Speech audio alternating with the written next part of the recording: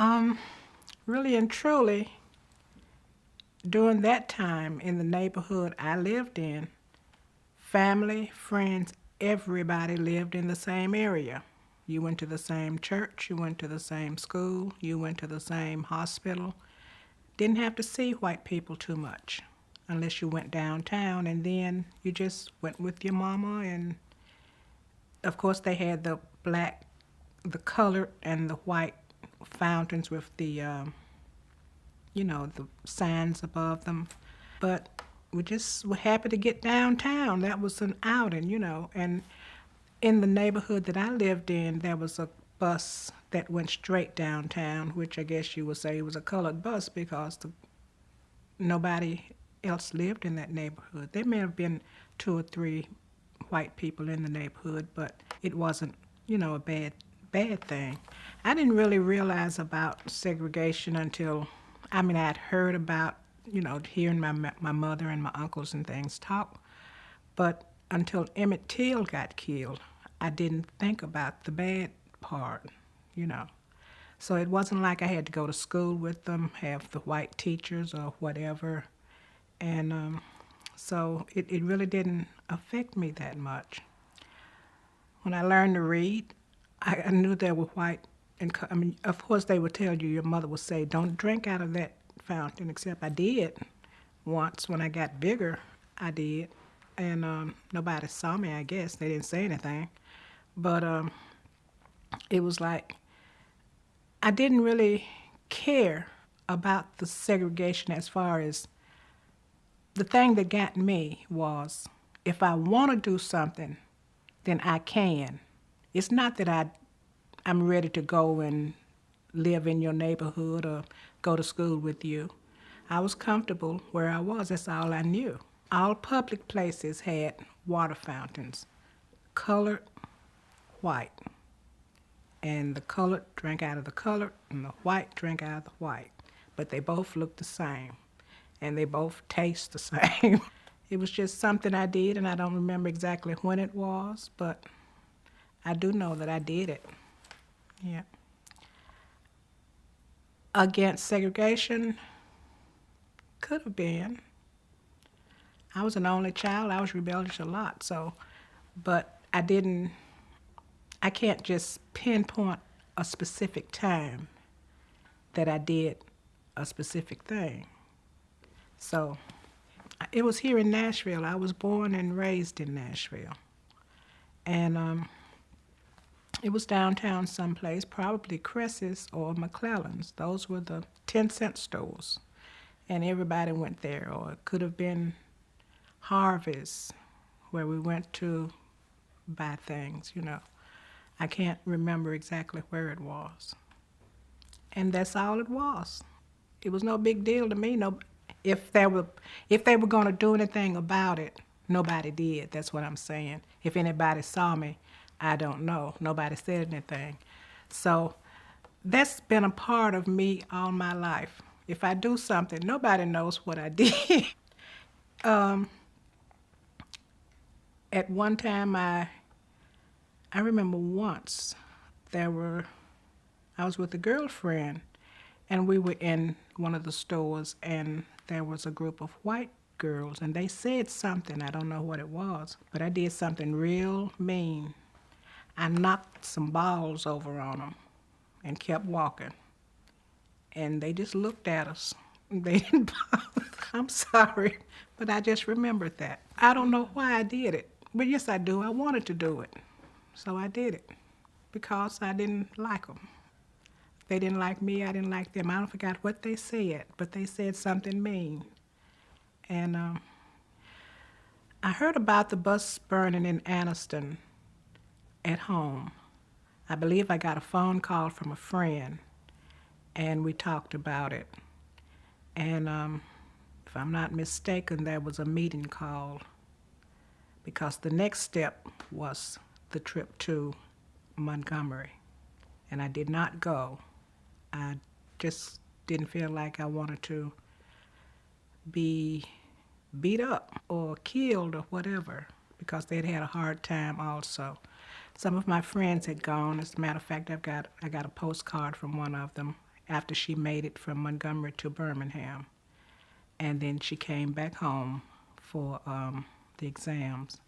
And that's when this talk of going to Mississippi, and I still wasn't going. I don't know what I thought. I really don't. I just, I knew it was a terrible thing.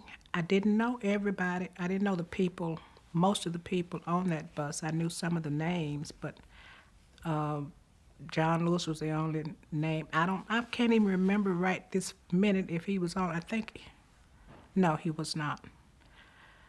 It was horrifying to see the pictures of the carnage, that was going on at that time. What I heard was what I saw on the TV, that they had burned the bus. I've heard more lately, or read more, lately than I did at that time.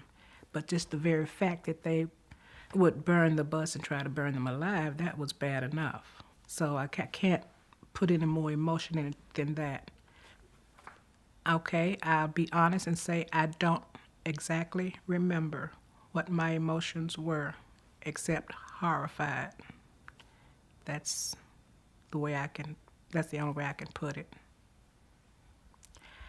I didn't know what to think. I do know that they were planning to disband. Well, they were beat up. What were they going to do? So that's when Nashville stepped in and took it up. But as I said, I was not going with them. They had my support and my love. Be safe. But I can't go. And I didn't go. I didn't know what would happen. And I wasn't sure how nonviolent I was going to be if I did go. And that would not work, It made me mad. It made me angry. Plus, I needed to get a job. I needed to finish my exams. It was time for exams. I had finished that. I knew I had to get a job that summer. So as far as I was concerned, I had done all I could do. And that was the end of that. I mean, we were all nonviolent. The student movement was a nonviolent movement. I mean, if someone hit you, put a cigarette out on you, spit on you, you just took it, and you didn't fight back. But I wasn't sure that I was going to be able to continue that.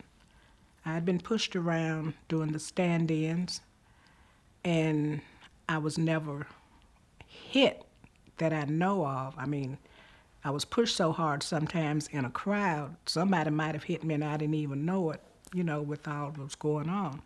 But I was never, singled out and smacked around because the guys tried to keep the girls surrounded. And I tried to stay with the biggest guys I could find. But that's just the way it was. But I made it through. The only time that I came close to being injured or hurt was one night standing in front of the Tennessee Theater. One of the theaters, I'm not sure which one.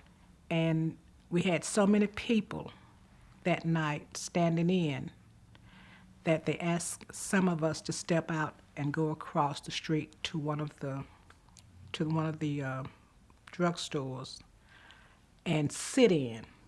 And I had never sit in before because I didn't go through the sit-ins. So I stepped out and went across the street, and the guy that took my place received a bucket of yellow paint on his head from upstairs. And if I had been standing there, I would have got it. So I was always just this far away from danger. But I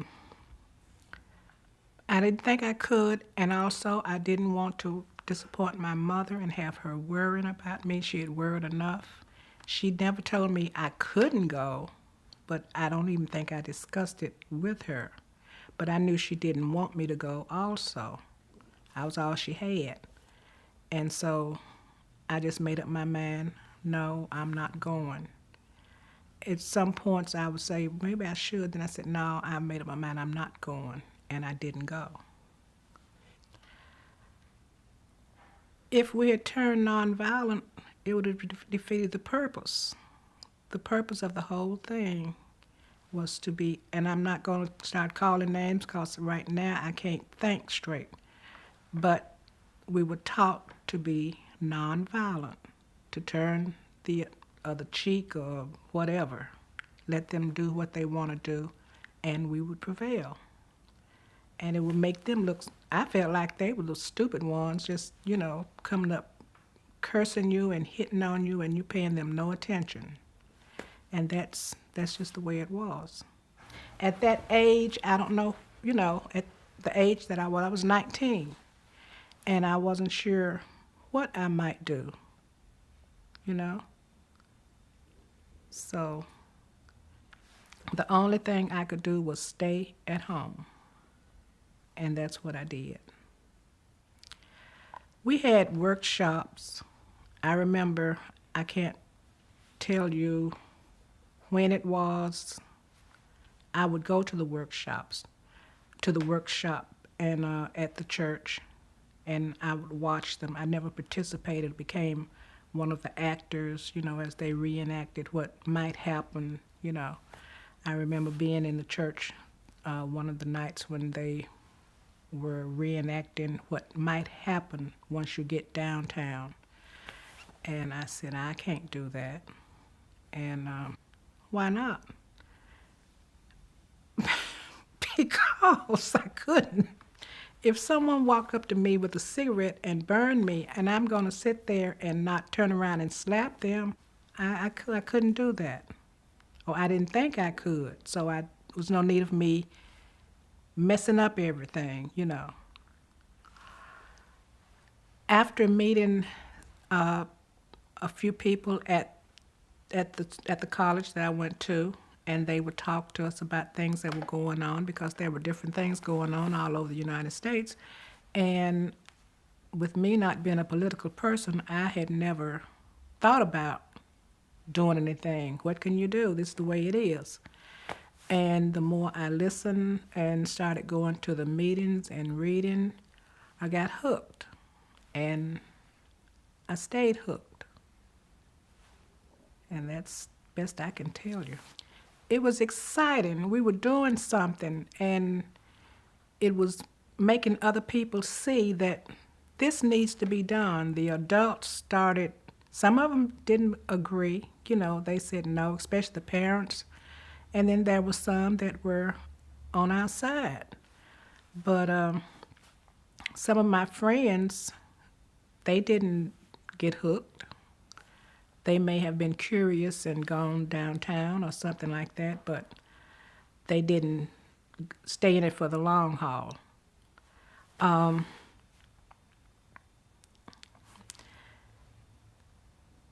Just to see that we were making a difference, hopefully we were making a difference. Didn't get into the movies right away, but we were there, and they knew we were there, and we were serious.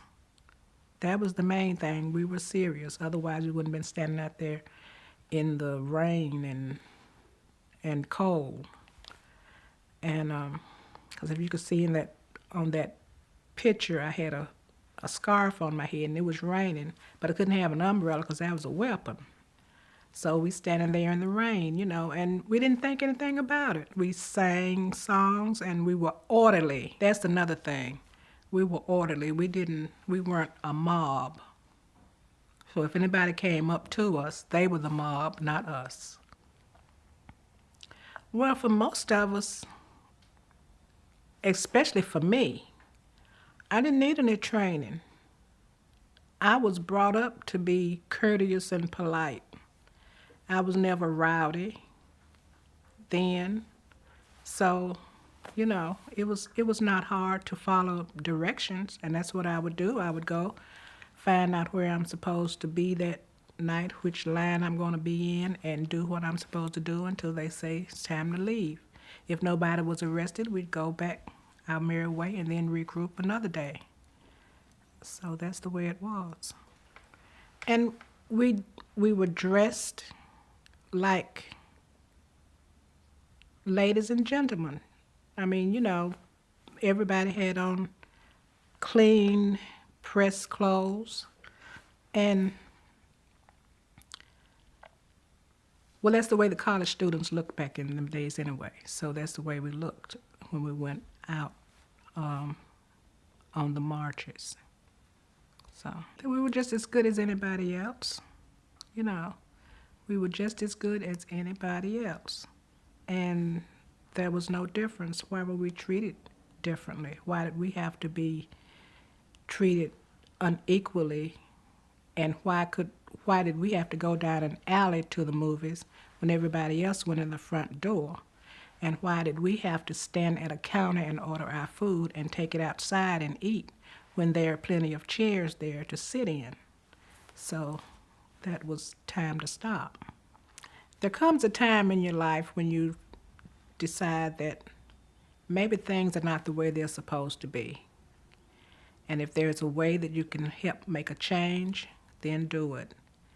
And when this opportunity came along and I felt like I could be a part of it, that's when I became a part of the movement. The segregation, the inequality, the water fountains, the restaurants, the no place to go to the bathroom, no place to sit. I mean, you can't go in and sit at a counter. You can't get a job except for being the cook. Those kind of things. Riding the bus and you sit in the back and everybody else sit in the front if you're on a bus that's mixed. Those kind of things were, as I got older, I could see it a little bit more, and it was not a good feeling. Yes, that's one of the reasons we had been successful with the sit-ins and the stand-ins. There were still a few places that were not completely desegregated, but we were ready, and that's the way it was. As a matter of fact, a lot of people came through Nashville to be trained to go on to Mississippi. So we had the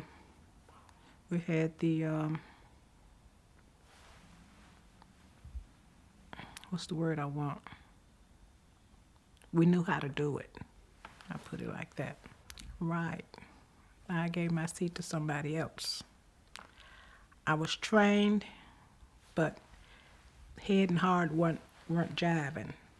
I didn't know what to do. So I felt like I'll just stay home. Okay. On my way home on the city bus one Saturday morning of the 27th, I was sitting behind two white people. They were about my age, and they were listening to a transistor radio, and the announcer said, "The Freedom Riders are fasting." And one of them said, "I hope all those niggers die." And when she said that, something in me took hold. And I said, that's where I'm supposed to be. So I got off Jefferson Street, off the bus near my house, and went to the office, asked Leo, "Can I still go?" He said yes. He said, "Be back here at 5. And I went home, packed my suitcase, called my mother. She said, "If you have to go, go on." And that's what I did. I wasn't nervous at all.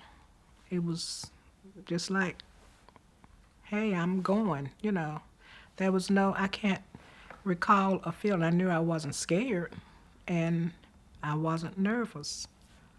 And it was just like a peace, And that's what I was supposed to do, so that's what I did. So about later on that evening, I believe it was about 5:30, we caught the Greyhound bus by way of Memphis on into Jackson, Mississippi.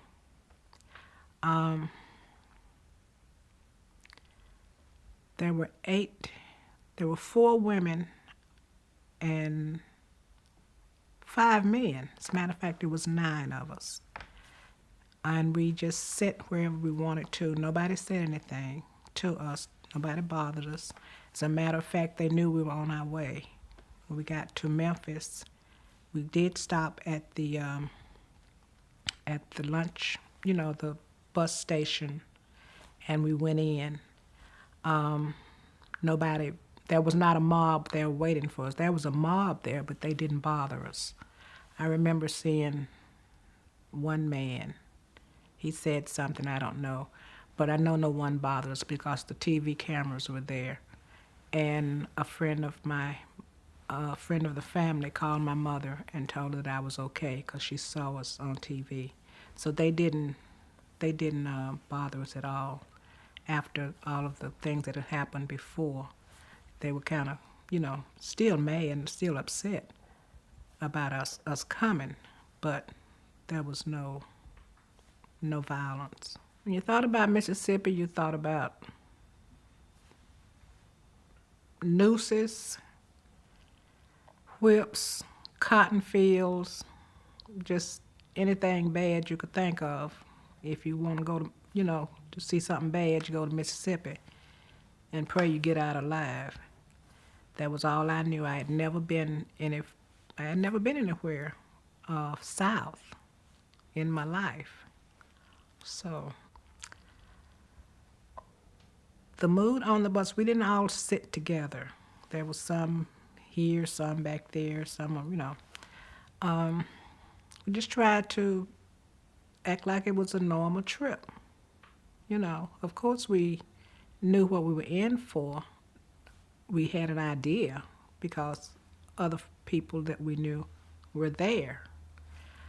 So we knew we were going to jail. We just didn't know how. If they were gonna beat us up on the way or what.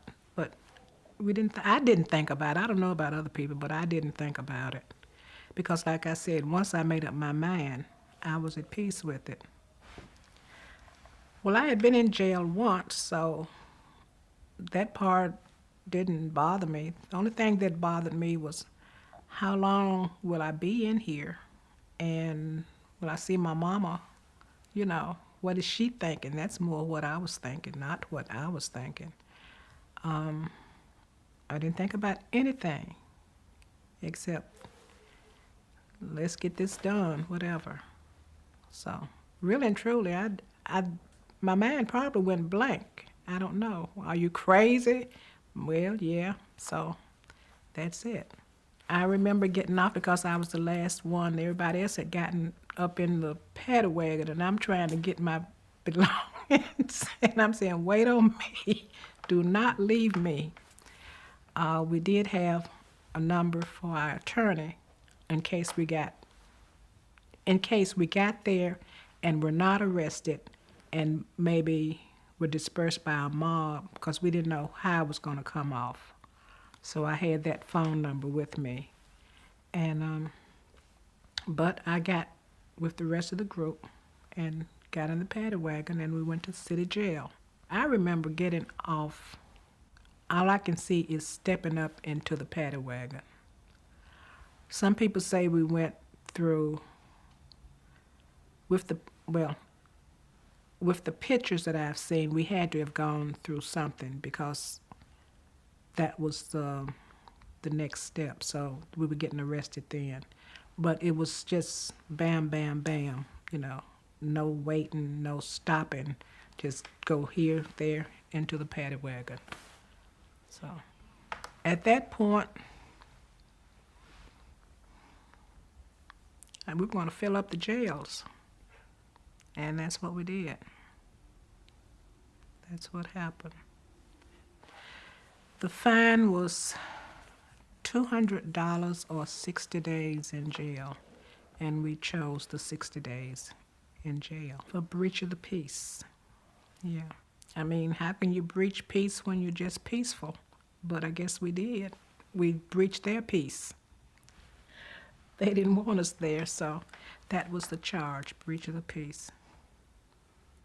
It was legal because I'm not going to get into the court things that had happened previously, but interstate travel had been legalized, but it was not being enforced in certain parts of the South.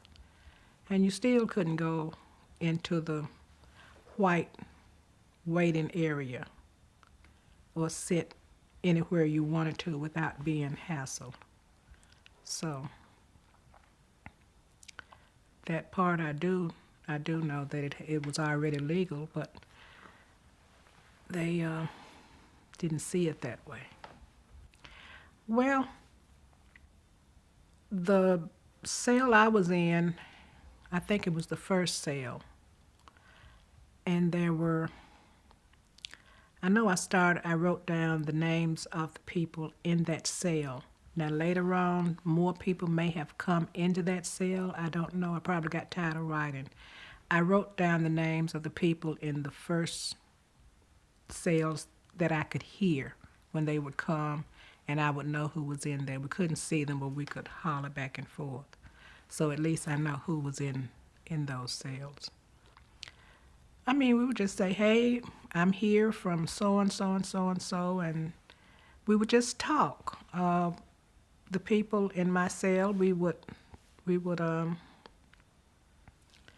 play cards, we sang, we pray, we do anything we could to keep, to pass the time of day. And we were able to write letters. There were times when I remember at least once that there were people coming around viewing us, like we were in the zoo, just looking. And we looked at them, so they looked at us and we looked at them. Oh, I'm sorry. But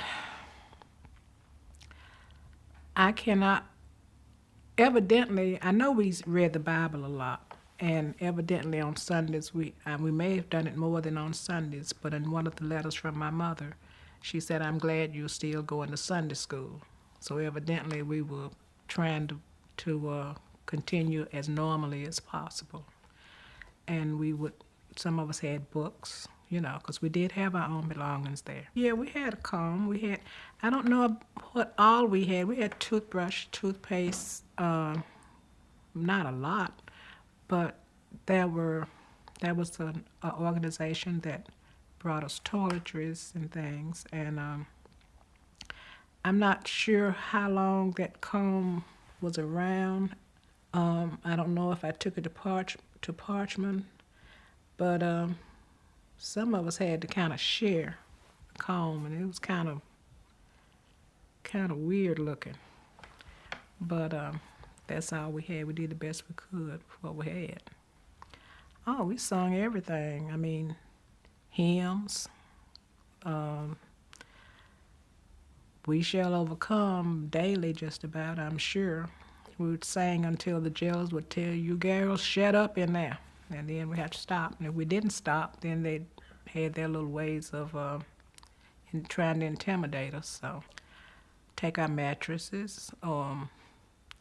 In the daytime, they would,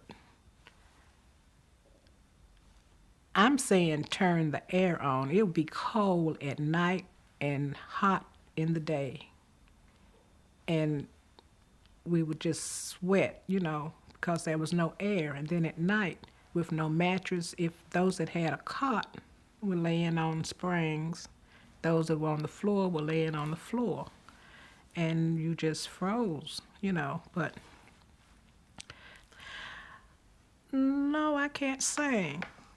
I can't sing. What do I want to sing?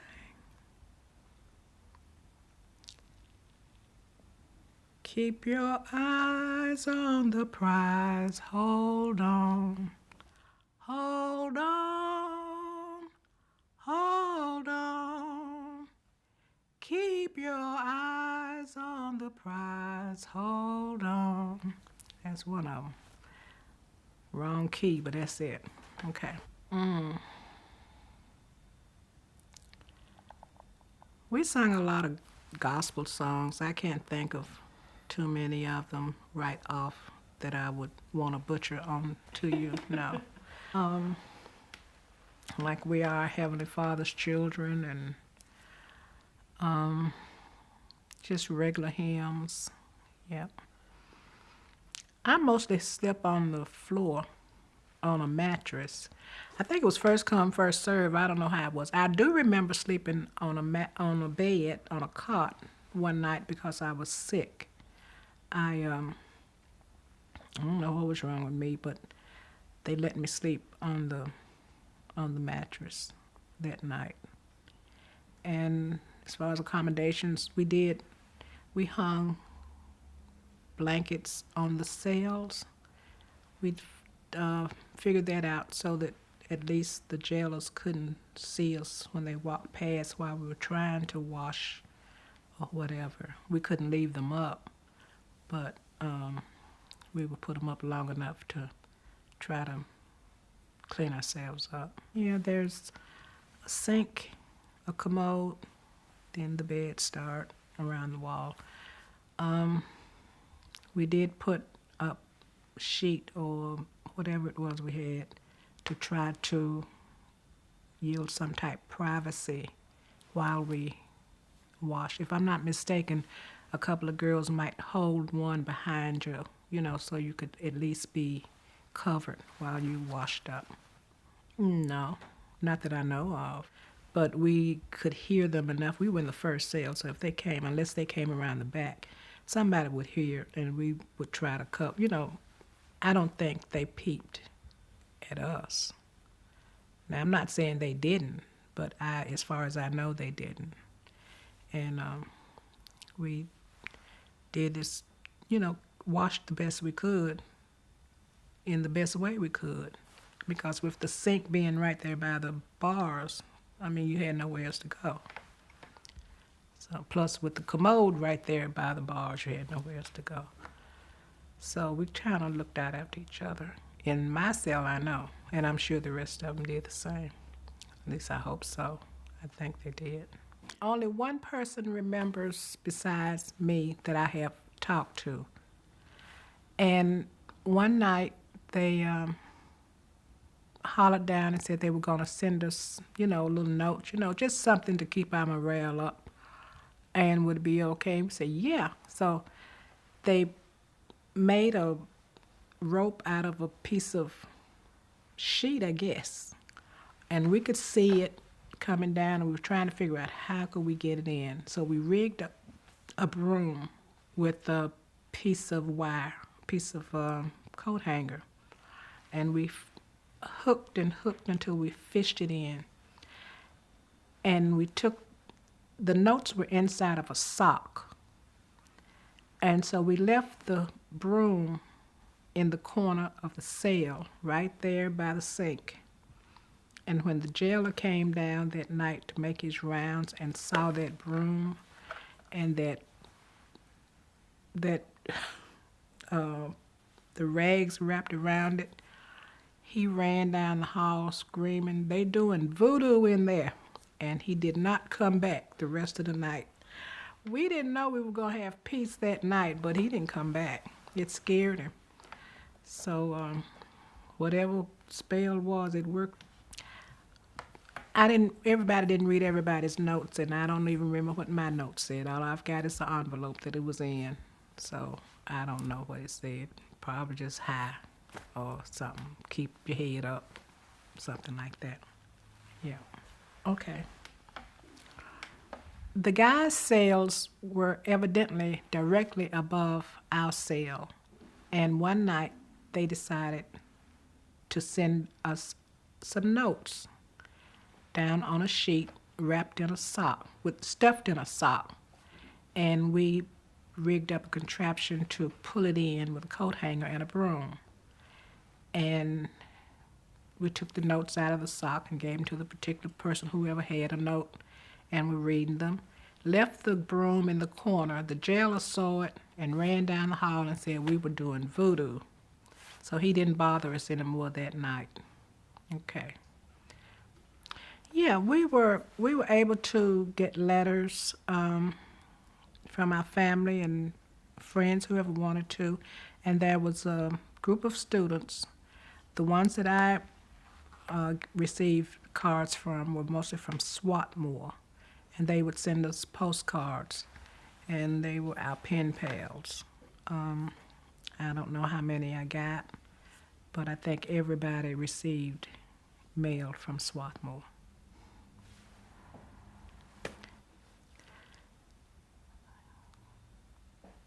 After a while, once I got, see, there's another story. Once I got back home and discovered I'd been put out of school, no, I felt bad. I was mad. That's when I got mad. Yeah, we're accomplishing something. Somebody's out there doing something. We're still here. We were there for the reason, and we were hoping that the reason would be justly, how can I put it? And I'm not saying it right. We were hoping that things were going to work out the way we wanted them to, that the laws would be passed, things would be, you know, equal, we would be free, and that was the main reason for going. Well, no, we still there. We still have a month more of sentence to do. We're there for 60 days. They kept saying we were going to Parchman, which was that was kind of scary, because Parchman was a working prison, and I ain't known about no cotton. And I wasn't going to go out in that sun in Mississippi chopping cotton. They were going to get me. But the Lord was on our side again. They said they would not put us in the population because we would contaminate the other prisoners. So we didn't have to work. That was the scary part. I didn't want to be working in the farm because I never been on a farm before, and I was scared to work on a farm. Parchman was a bad place to go. And they would show us the prisoners that were called guns. They wore stripes also, but their stripes went a different way, and they had guns, and they were there. I mean, if you tried to escape, you get, they would shoot you and stuff like that, and they were all prisoners too. And also, what else was it at Parchman? They kept threatening to send us to Parchman, and finally one night, they did. They came and got us and loaded us up on a truck in the middle of the night and took us to Parchman. And that was it. And that's where I stayed for the next 2 weeks. One night they came and told us to get us stuff together and took everybody to Parchman Penitentiary. And that was quite a ways away. I'm not sure how far away it was. But we were put in these cells which separated us. We were no longer in a big cell together. It was harder to talk to each other, because you couldn't, just 3 people in a cell, and you're trying to holler down the row, and it was not as easy as it was and plus, when you go take your shower, I think we got a shower once a week, they made it a point of taking you past the electric chair to show you where you could end up. And that was, I just looked at it, I didn't think they were going to put me in there, but that was their way of intimidating you. I cannot remember a lot in Parchman as far as taking away your mattress or anything. I do know that after being there about a week, I was always the one on the floor, on the mattress, and they came by one morning and asked, well, they didn't ask, they told one person to come out of the cell, and that person was me. And they took the mattress out, and they did that in each cell that had 3 people, and took us to the hospital, and that's where I stayed until they released us after 39 days. And when our 39 days total was up. So I didn't know what was going on in the maximum security unit during that time that I was in the hospital. I don't know what we did in Parchment because then we did not have our suitcases. We had on the stripes, the skirt. I think I had a skirt and top, and I don't even know if I had shoes. Take your clothes off and put this on. I don't remember anything. I don't know if they re-mugged us again or fingerprinted us again or not. I really don't know. I cannot. That started blanking out, and it was kind of lonesome in that hospital, but it was not real bad because there was one matron. Well, she was a prisoner too, but she was nice, and she tried to be nice and everything. I do not remember who else was in there with me, but I'm sure there were more people in the cells that were overcrowded than mine. And I know I wasn't in there alone, but it was nobody that I can remember. I know it wasn't from Nashville or anybody that I went to school with. So they were all, strangers. We talked, but I don't remember who they were. While in jail, we received cards from college students to keep our morale up. They were our pen pals, and I received some postcards from students from Swarthmore. This is one that I received on May 30th, 1961. It said, "Dear Mary, I am a student at Swarthmore College. I was shocked to hear of the way you Freedom Riders were treated, but I certainly think you are doing a wonderful thing. We are all rooting for you here. Sue Iverson." While in jail, I kept a log of all the people as they came. I tried to keep a diary every day, and these are a few of the people that were there in the two of the cells. I was in cell number 1, and some of my cellmates were Jane Thomas from New Orleans, Pauline Knight, Nashville, Etta Simpson, Nashville, Catherine Burks, Birmingham, Frances Wilson, Cincinnati, Glenda Jean Gaither, South Carolina, Sandra Nixon, New Orleans. Cell number 2, there was Patricia Bryant from New York, Gwendolyn Jenkins, St. Louis, Shirley Thomas, New Orleans, Gwendolyn Green, Washington, Ruby Doris Smith, Atlanta, Georgia, Rita Carter, Los Angeles, Carolyn Reed, Gallatin, and Mrs. Wyatt T. Walker.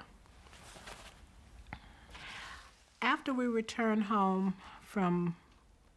released from prison and returned home, in August, we received this letter from CORE. It reads, "Dear Miss Smith, the City of Jackson has informed our lawyers that all of us who were convicted and released on bond are required to return to Jackson on Monday morning, August 14th.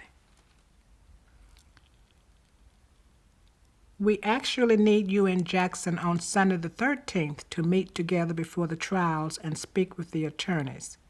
This is essential since your case may be called very early on Monday morning.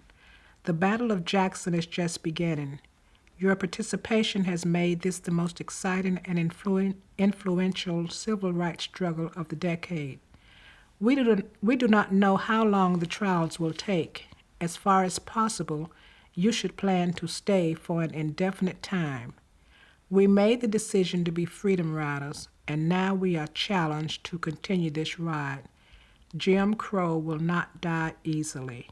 Sincerely yours, James Farmer, National Director."